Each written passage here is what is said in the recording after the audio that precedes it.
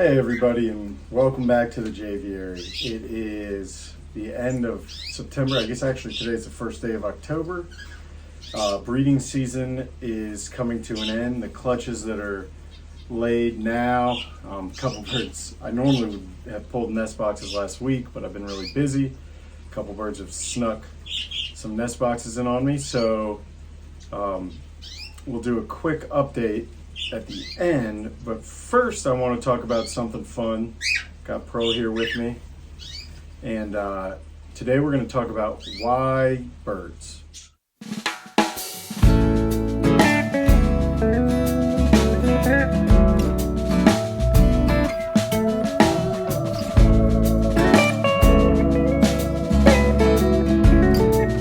why birds? Why did I get into birds? Why should you get into birds? I get asked that question all the time, and I should warn you, got a puppy outside, and then brand new, just fledged baby budgie right there, and all kinds of stuff. So if I get interrupted, we'll just have to move through it. So why birds? I guess first off, we'll start background on me and birds. I got my first bird when I was somewhere between 5 and 7. I don't really remember. It was a cockatiel, wild type cockatiel. Looks kind of like those ones up there, but even less fancy. His name was Chips, after the TV show from the 70s with the California Highway Patrol. And I used to love that show as a kid, and he would whistle with me. Yes, you have a lot to say, don't you, canaries? And he would whistle the theme song with me. Had him for years, great bird. And so that, my mom had birds, and she got Chips for me, and I guess that was the start of my love affair with birds. But my pet history is much more extensive than just birds. As far as things I've bred, fresh and saltwater fish, a bunch of different rodents, couple reptiles, the list could go on. Dogs is the big one. I also breed dogs. I've done cats. And, if you name it, if it's a somewhat normal pet, I've had one. But I keep coming back to birds. And people ask me all the time, why birds? And I think there are two main things in my head that I come back to. So the first is their behavior. And I could really make that both categories, but I would say the first thing is that they can fly. I just love that birds can fly. I think, you always play that game as a kid. If you could have one superpower, what would you have? Mine would be to fly. And I've flown in an airplane. It's not the same thing as just being able to spread your wings and take flight. And I think I'm fascinated by that. And the other one would be their intelligence. Birds are really smart. They have even my finches, people don't think because they're small, or the budgies because they're small that they're not smart. They're really smart. They have a complex social life, complex behavior, and I love seeing that behavior, interacting with them, the challenges they can provide, like getting Pearl not to be mad at me all the time. And so I just love that about birds.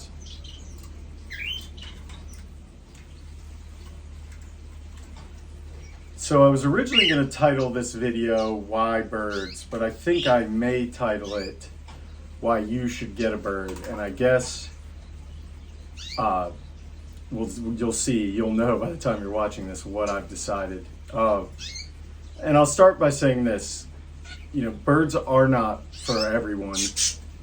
They're not for a lot of people, but if you think you could make it work, you probably can in some form or fashion. There's a huge gamut of birds, down from, tiny finches that weigh a couple grams up to hyacinth macaws that are, bigger than most birds of prey, right? That are huge. And everything in between.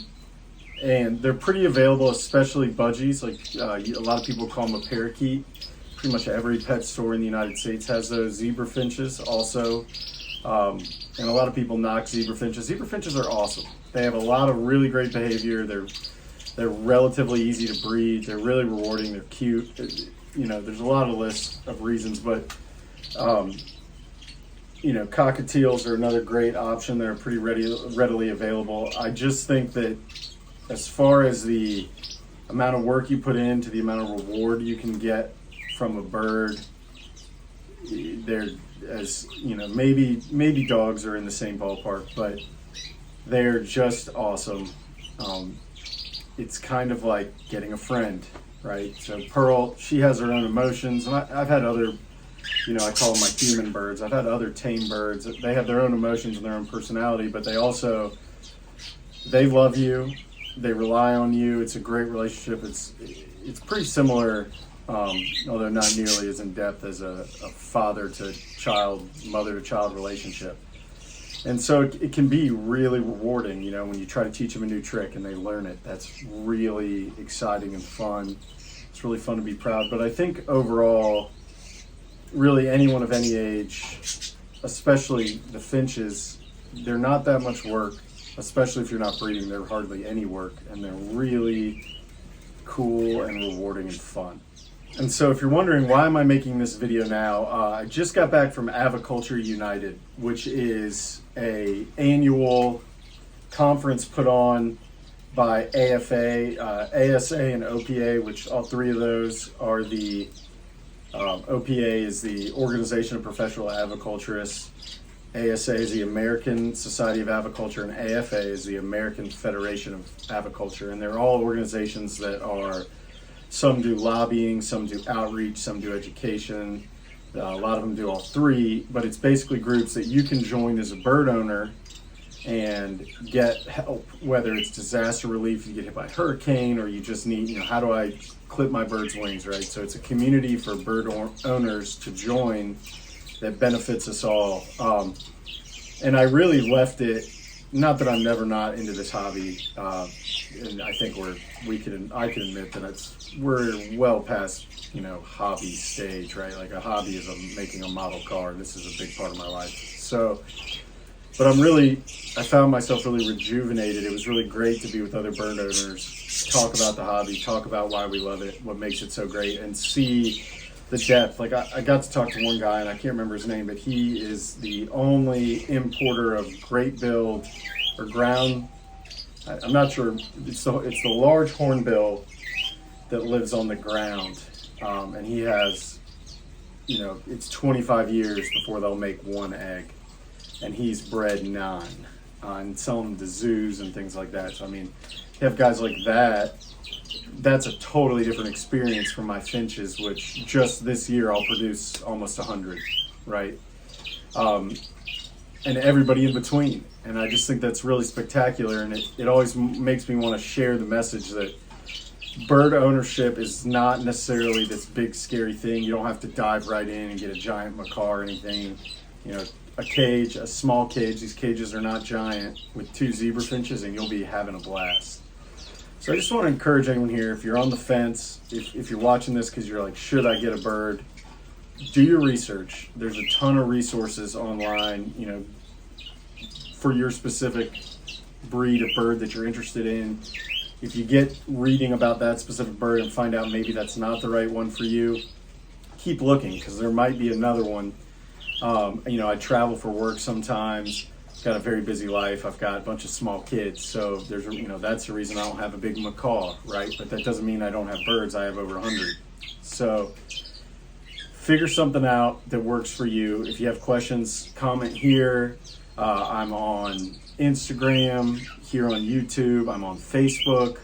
I'm on Reddit. I'm on Discord. So you can find me, and let's talk about birds, and I'll help you find the right bird for you.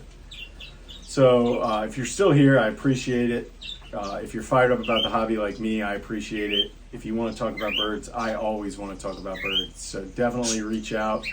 If you got problems, or you're just happy, or things are going well for you, I want to hear about it. I love hearing about birds. I love hearing about other people's birds, because I get to live vicariously through whatever you have going on.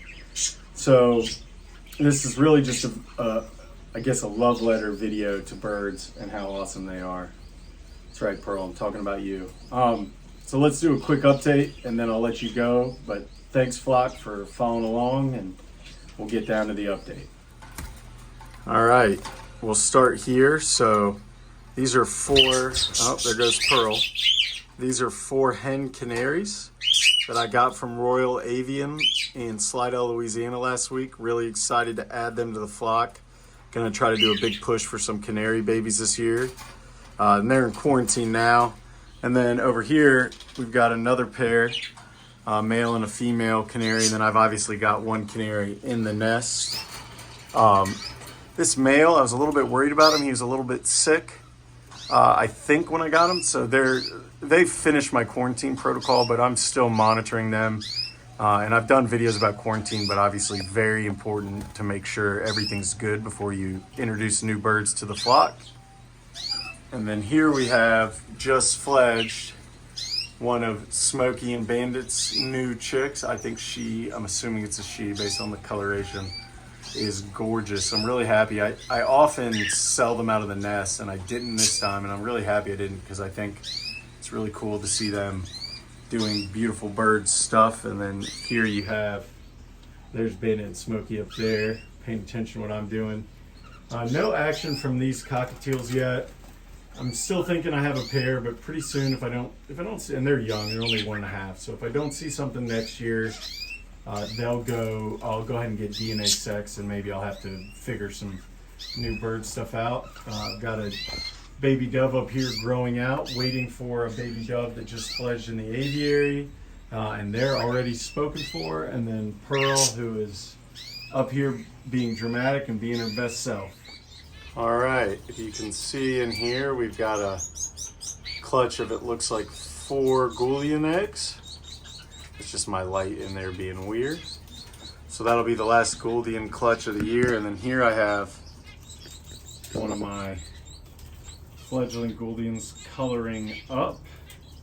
Pretty exciting. And then I'm trying to show you here, and it's kind of hard to see, but we have 3 shaft tails that just hatched, plus another egg that looks like it is about to hatch. I'm really excited about that.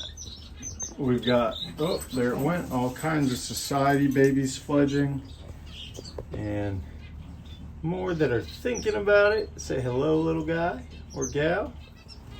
A whole bunch of older fledglings up there, shaft tail and society, that are doing really well. And Gouldians from Alex at SoCal Gouldian. There's another shaft tail or society fledgling. Gouldians from Alex at SoCal Gouldian that are finishing coloring up. Another society fledgling. And here's some of my Gouldian fledglings. So if you can see, I'm trying to get the camera to do the color. It's just now losing its little nodules. And then in here, last thing I'm showing you, they've made a mess, but we've got 4 English zebra chicks that are doing well, and I'm hoping at least some of them will have an orange breast like their father. But yeah, things are going great in the aviary as we get into fall here. So Pearl went back in her cage to eat, but like I said, you know, I'm here, I want to answer questions, I want to get more people into birds because I love this hobby, and I think a lot more people would too if they took the time to try it. So thanks, flock, for following along, and we'll catch you in the next one. Until then, I hope you have beautiful, happy, and healthy birds like I do. Birds in the sky keeping me down. They won't let me inside of their town. How I wish I could be one of them. How I wish I could be one of them.